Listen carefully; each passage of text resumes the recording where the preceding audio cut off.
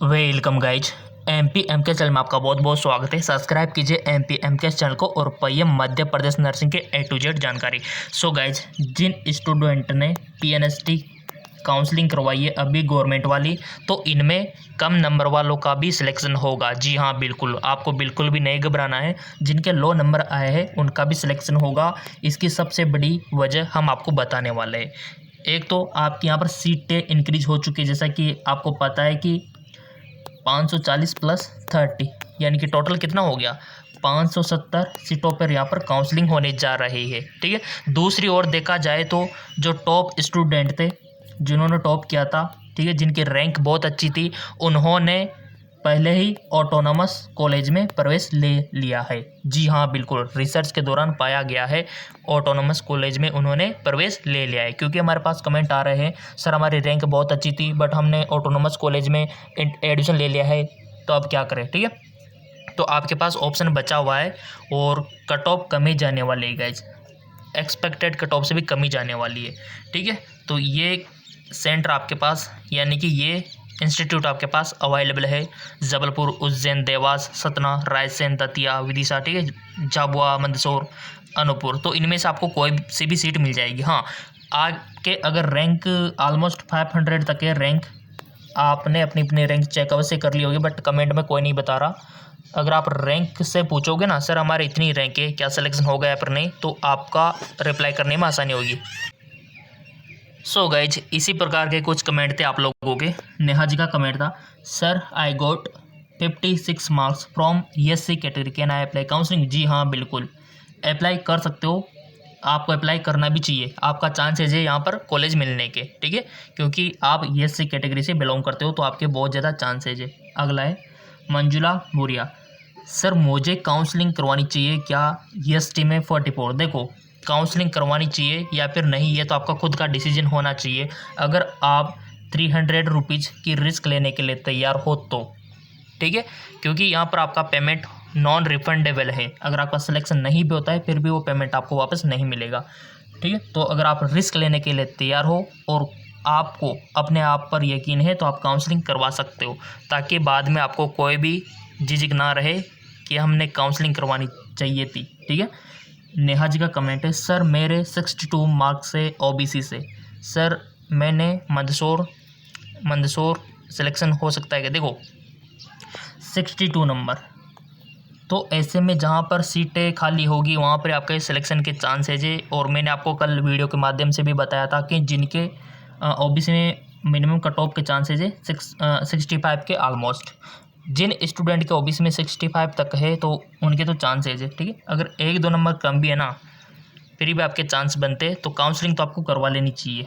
ठीक है, अगला कमेंट दिव्या, सर PNST के फॉर्म सितंबर के फर्स्ट वीक में आने वाले थे, फर्स्ट वीक में नहीं आएंगे। राजस्थान वालों के अभी ये काउंसलिंग चल गई ना, तो अभी नहीं आएंगे।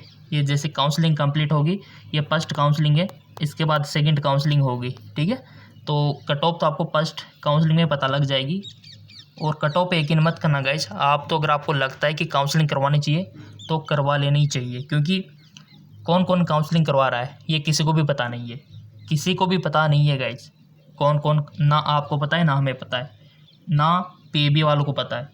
क्योंकि मान लो जैसे फॉर एग्ज़ाम्पल यहाँ पर उदाहरण लेते हैं अपन, स्टूडेंट है यहाँ पर 3 4 5 6, ये स्टूडेंट है, मान लो ये 7 8 9 10, ये 10 स्टूडेंट है। ठीक है, एक दूसरे को कोई नहीं जानता यहाँ पे, ये आपके ऑल मध्य प्रदेश से बिलोंग करते। तो ऐसे में अब क्या करना है, देखो ध्यान से सुनना, समझने वाली बात है। अब ऐसे में यहाँ पर सीट है हमारे पास, मान लो 3 सीट है, 3 सीट के ऊपर एडमिशन हो रहा है। ठीक है, तो अब आपको पता है कि इतने सारे स्टूडेंट हैं, यहाँ पर 3 ही सीट है, बट किसी को पता थोड़ी कि सभी काउंसलिंग करवा रहे हैं। यहाँ पर मान लो ये नंबर 1 वाला भी नहीं करवा रहा, 2 वाला भी नहीं करवा रहा, ठीक है, 5 वाला भी नहीं करवा रहा, 6 वाला भी नहीं करवा रहा।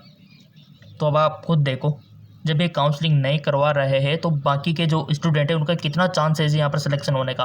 तो ये फैक्टर यहाँ पर इफेक्ट करता है, ये ही हकीकत है। ठीक है, तो ऐसे में अगर अधिक अंक वाला, जिनके रैंक हाई फाई है, जिनका टॉप 10 में नंबर है, टॉप 100 में नंबर है, तो ये सभी काउंसलिंग नहीं करवा रहे हैं, क्योंकि इनमें से बहुत सारे तो 50% तो ऑटोनॉमस कॉलेज में ही जा चुके हैं।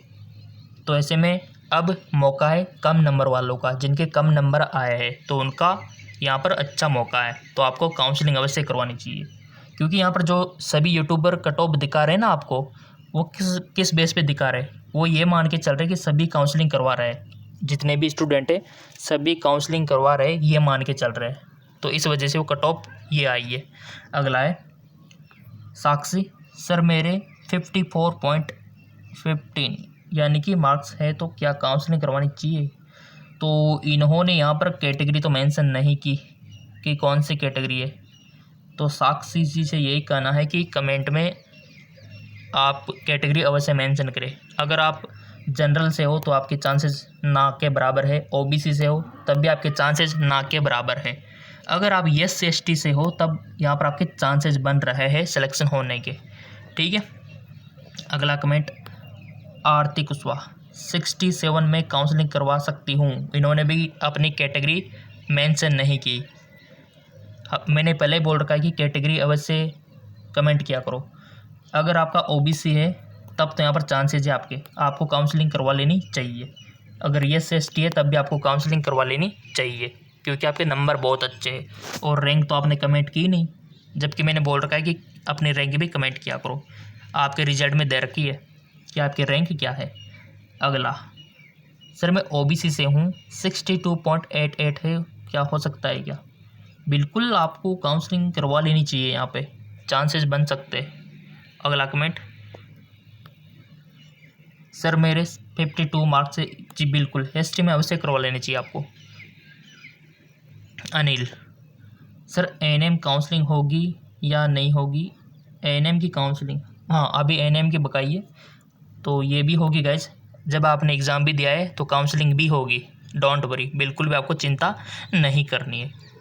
ओके, अगला कमेंट है, सर मेरा 62.83 है, PNST में क्या काउंसलिंग करवा ले? काउंसलिंग करवा लो गाइज, काउंसलिंग करवाने में आपके मात्र 300 रुपये लग रहे हैं, तो आपको काउंसलिंग करवा लेनी चाहिए ताकि आपका डाउट भी दूर हो जाए। नहीं तो ज़िंदगी भर अपने आप को कोसते रहोगे कि शायद काउंसलिंग करवा लेनी चाहिए, मेरा भी सिलेक्शन हो जाता, ठीक है। अगला कमेंट, केशव, सर मेरे 52.4, तो आपका सिलेक्शन है, SC कैटेगरी में चांसेज है, काउंसलिंग करवा लेनी चाहिए।